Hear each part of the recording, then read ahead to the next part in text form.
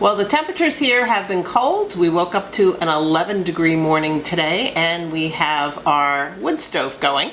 So we're going to take advantage of that today to make some Dutch oven bread.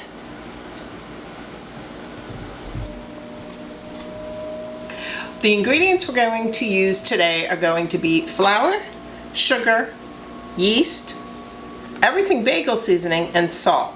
Now we're using the Everything Bagel seasoning today, but there are other herbs and combinations that you can make this with, and if you have questions about those, make sure you leave us a note in the comments.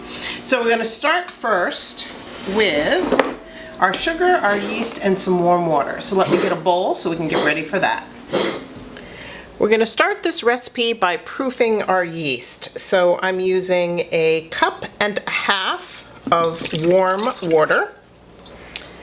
I am going to use 2 heaping teaspoons of yeast. Add a little bit more there. There we go. And I'm going to use 2 tablespoons of sugar. And the sugar is to feed the yeast, so the yeast can get activated and start its process so that we have a nice fluffy bread. All I'm going to do is give the yeast and the sugar a little mix so it's incorporated. That should be good. And then, just as a quick tip, what I'm using to cover my yeast, and it's the same thing I use when I raise my bread, is just a shower cap. It fits perfect on my bowl. I don't have to worry about it sticking, or if you use a cloth, about it falling into the bowl. So I'm just, now that I have this covered, I'm going to put this aside for 15 minutes. And while that is proofing, we're going to get the rest of our ingredients ready. Before I start putting these ingredients in, I just wanted to mention that I'm using an active dry yeast. It doesn't matter what kind of yeast you use. If instead of using it out of a jar, you're using a packet of yeast, you're going to use 1 packet, which is the equivalent of about 2¼ teaspoons. So for this recipe, that's how I deal with the yeast. And now let's move on to get the rest of our ingredients in. We're going to do our flour, our salt, and our Everything Bagel seasoning. So these ingredients are very simple. We're going to start with 3 cups of unsifted flour, and I'm just using a standard all-purpose flour. If you were going to do wheat, you could substitute 1 cup of the all-purpose flour for a cup of wheat flour if you'd like. Then we are going to add 1.5 teaspoons of salt. And I'm going to use 2 tablespoons of our Everything Bagel seasoning. And Everything Bagel seasoning you can buy, or I'll make sure I leave a link to how we make ours at the end of the video and in the description. So now I'm just going to mix these up so that they're ready for when we get our yeast all prepped. It's been 15 minutes and I can tell my yeast is proofed by all this foamy, bubbly goodness we have here. So now we're ready to take our dry ingredients and mix them in with our yeast mix. I'm going to scoop in my dry.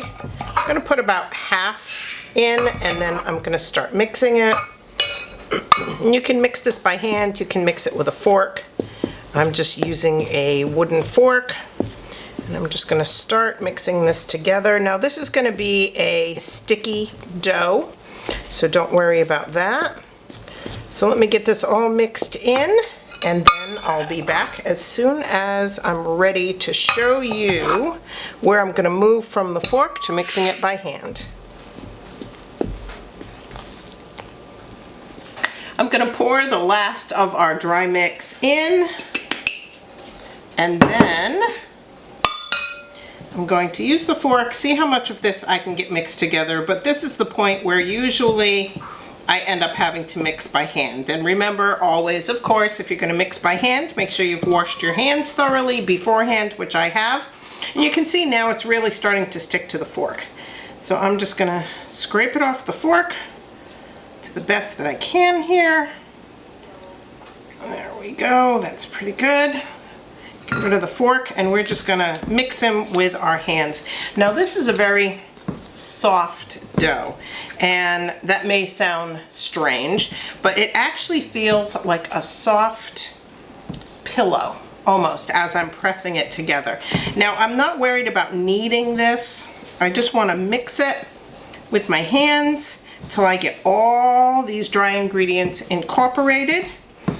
I'm not going to, oops, it's flying away on me.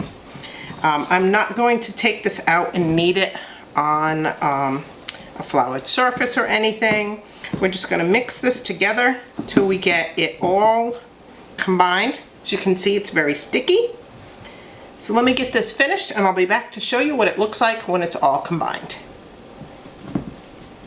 So I've got this mixed together. Now, if you find it is so sticky you can't make it into a ball, you can add just a little bit of flour. I'd say maybe a tablespoon at a time onto your hands as you're working with this. As you can see, it's still sticky. But what I have done is I have my bowl, I've lined it with parchment paper, I added some flour to it, and what I'm gonna do is take this ball of dough, I'm gonna drop it onto that flour, get the extra off my hands, make sure I keep this in a ball. We're gonna cover this again with that same shower cap, and I'm gonna let it rise for an hour.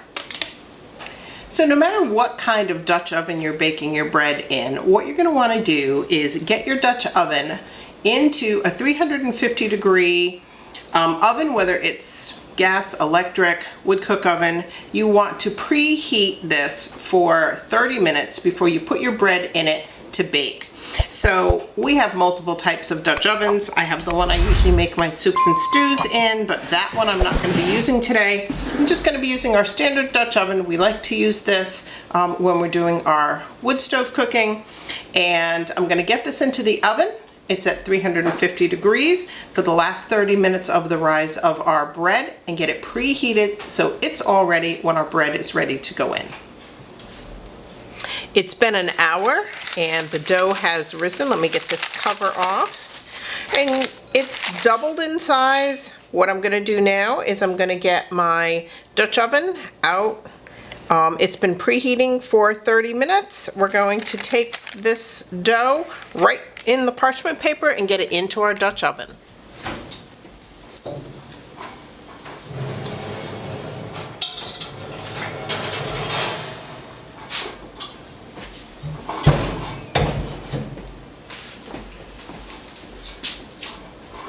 Okay, I have my very hot Dutch oven. Now, normally I would do this right on top of the stove, but so that you could see what I'm doing today, I've brought it over on top of a pad to my island.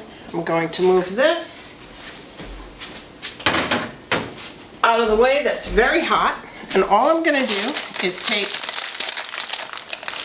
my parchment paper. I'm going to move it into my Dutch oven.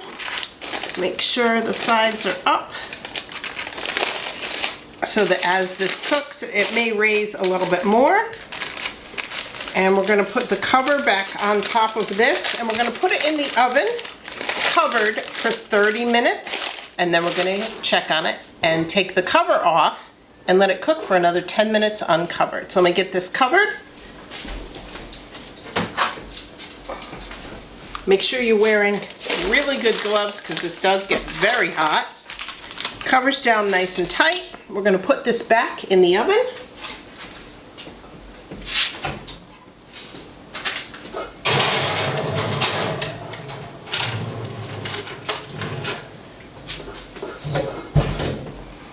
There we go. I'll be back to check on it in 30 minutes. It's been 30 minutes, so now it's time to pull out our Dutch oven. We're going to take the top off, and it's looking absolutely amazing. Now I'm going to give it about another 5 or 10 minutes uncovered to finish cooking and finish browning the top, and then we'll get it out of the oven and add some butter. So the bread's ready to pull out of the oven. Let me get that, bring it back over here onto the island.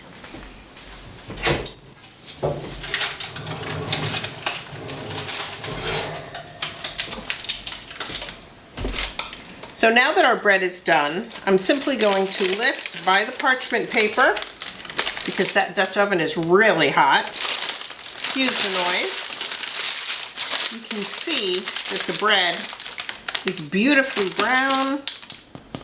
It's a nice tapping sound on the outside, lets me know that that sounds like it's done perfectly. I'm going to spread a little bit of butter on the top of this. Now, if you want your bread to be crustier on the outside, you can skip that. I like to keep the top of the bread a little bit softer, so I'm gonna add some butter. But then I'm gonna wait about 10 or 15 minutes, and then I'll be back with you to cut it and show you what it looks like inside.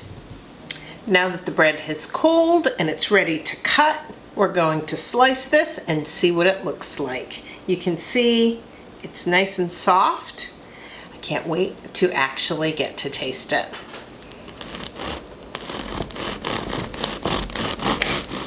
Well, this is going to be a little crusty on the outside. Let me turn this so you can see it. It presses nice and soft. It's nice and airy, but no pockets, no holes. So now the only thing left is a taste test. So let's see how this tastes.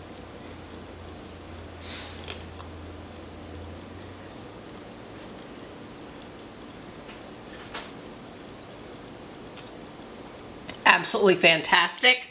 Now, if you're not into the Everything Bagel seasoning, this recipe can be modified to make a Parmesan-Rosemary loaf. And I'll make sure that I leave the information on how to do that in the recipe and a link to the recipe in the description as well. It's a very simple substitution. You just, instead of using 2 tablespoons of Everything Bagel seasoning, you're going to use 2 tablespoons of rosemary, and you're going to add 1/4 cup of Parmesan cheese to the recipe. Everything else is exactly the same.